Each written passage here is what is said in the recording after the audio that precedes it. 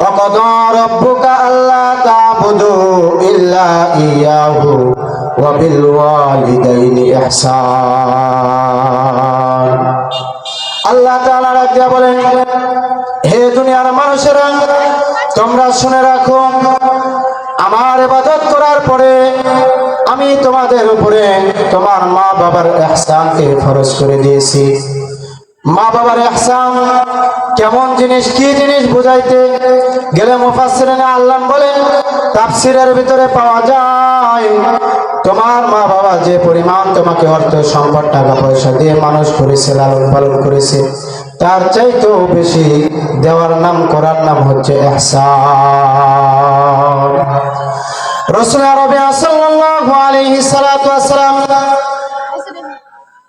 একটা পরিত্যক্ত কবরের পাশ দিয়ে কারবালা প্রান্তর দিয়ে যাইতেছিলেন, সাহাবায়ে কেরাম সাথে ছিলেন।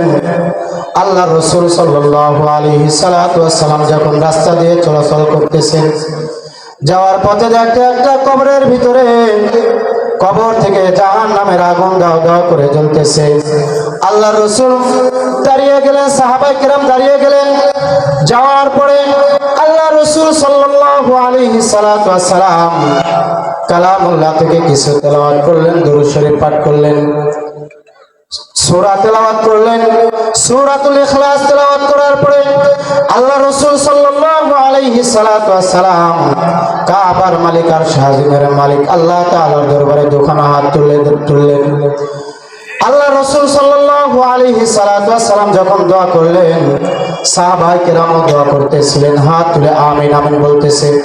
আল্লাহ তাআলা ডাক দিয়া বলেন, হাবিব, দুনিয়ার উপরে আপনি যে দোয়া করছেন দোয়া কবুল হয়েছে, কিন্তু আজকে দোয়া করতেছেন, আজকের দোয়া আপনার কবুল হবে না। আল্লাহ রাসূল সাল্লাল্লাহু আলাইহি সাল্লাতু ওয়াস সালাম হাতটা নামাইলেন।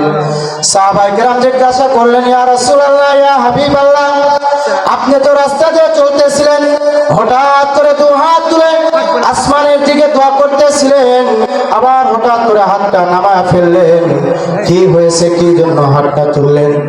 আল্লাহ রাসূল সাহাবায়ে কেরামদেরকে ডাক দিয়া বলেন, ও আমার সাহাবায়ে কেরাম, তোমরা শুনে রাখো, এই যে এখানে একটা কবর দেখা যায়, এই কবরের ভিতর জাহান্নামের আগুন দাও দাও করে জ্বলে।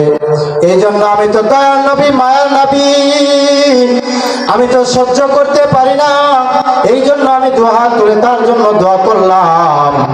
আল্লাহ তাআলা তো আমার দোয়া কবুল করলেন না, বলতেছে দোয়া কবুল হবে না।